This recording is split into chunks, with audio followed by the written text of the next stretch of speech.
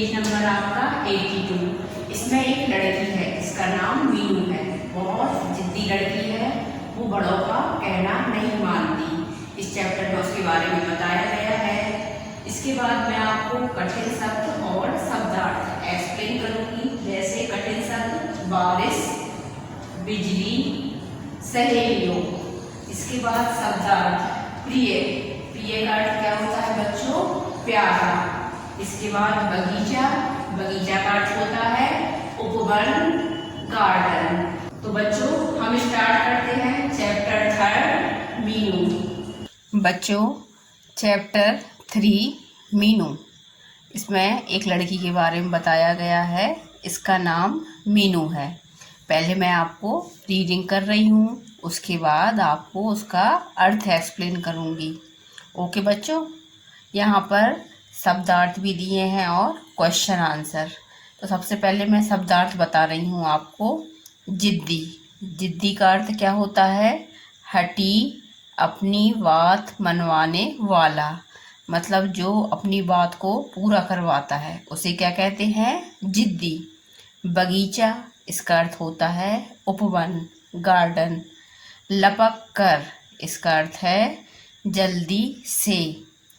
प्रिय, प्रिय मतलब होता है प्यारा। सिसकना, इसका अर्थ है धीरे धीरे रोना। इसके बाद ये आपका चैप्टर है, इसमें बताया गया है। सबसे पहले हम फर्स्ट पैराग्राफ की रीडिंग करते हैं। मीनू एक जिद्दी लड़की थी। वह किसी का भी कहना नहीं मानती थी। उसकी माँ उसे बहुत समझाती, लेकिन मीनू उनकी एक ना सुनती। एक शाम मीनू खेलने जा रही थी। माँ ने कहा, मीनू आज मौसम खराब है, तुम घर पर ही खेलो। लेकिन मीनू ना मानी और सहेलियों के साथ बगीचे में खेलने चली गई। अचानक काले बादल छा गए, बिजली चमकने लगी। तो बच्चों इसमें बताया है कि मीनू एक लड़की है बहुत जिद्दी। वह अपने मम्मी पापा बड़ों किसी का कहना नहीं मानती। एक बार क्या है, शाम के समय मीनू खेलने जा रही थी। उसकी माँ ने कहा, बेटा आज बाहर खेलने मत जाओ क्योंकि बारिश का मौसम हो रहा है और कभी भी बारिश हो सकती है। मगर मीनू ने अपनी मम्मी की बात नहीं मानी और सहेलियों के साथ बगीचे में खेलने चली गई। और फिर क्या होता है, जब वो बगीचे में खेलने जाती है तो चारों तरफ काले बादल छा जाते हैं और जोरों से बिजली चमकने लगती है। नेक्स्ट, मीनू की सहेलियों ने कहा, लगता है जोरों की बारिश आने वाली है, चलो मीनू जल्दी से घर चलें। मीनू बोली, तुम्हें जाना है तो जाओ, मैं तो अभी यहीं खेलूंगी।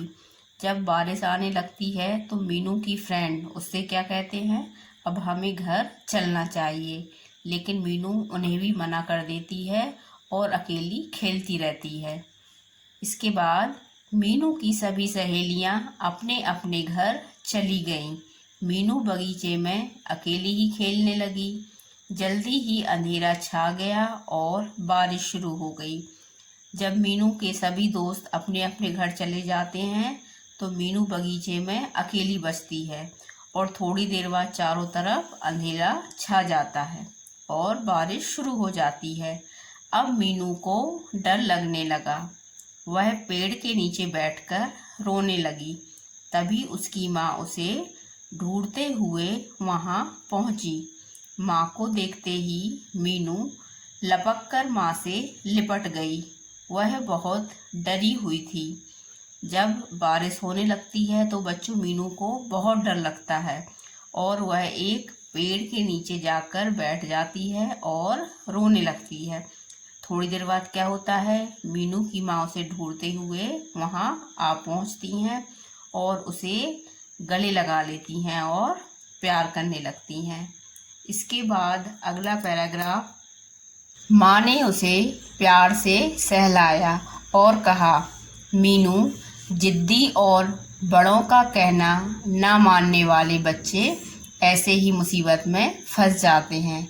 मीनू सिसकते हुए बोली, मुझे माफ़ कर दो मम्मी, अब मैं हमेशा बड़ों का कहना मानूंगी। माँ ने मीनू को प्यार से देखा और गले लगा लिया। जब उसकी माँ बगीचे में पहुंचती है तो मीनू को बहुत प्यार करती है और उसे समझाती भी है कि जो बच्चे जिद्दी होते हैं या बड़ों का कहना नहीं मानते वो हमेशा परेशानी में फंस जाते हैं। इसके बाद मीनू को रोना तो आ रहा था, फिर भी उसने अपनी माँ से माफ़ी मांगी और कहा कि मैं अब हमेशा बड़ों का कहना मानूंगी, और माँ ने उसे गले लगा लिया। तो बच्चों, इस चैप्टर से हमने क्या सीखा? इससे हमने सीखा हमें हमेशा बड़ों का कहना मानना चाहिए। स्टूडेंट्स, इस चैप्टर से हमने क्या सीखा? इससे हमने सीखा जो बच्चे अपने मम्मी पापा, दादा दादी, टीचर्स का कहना नहीं मानते उन्हें परेशानी का सामना करना पड़ता है।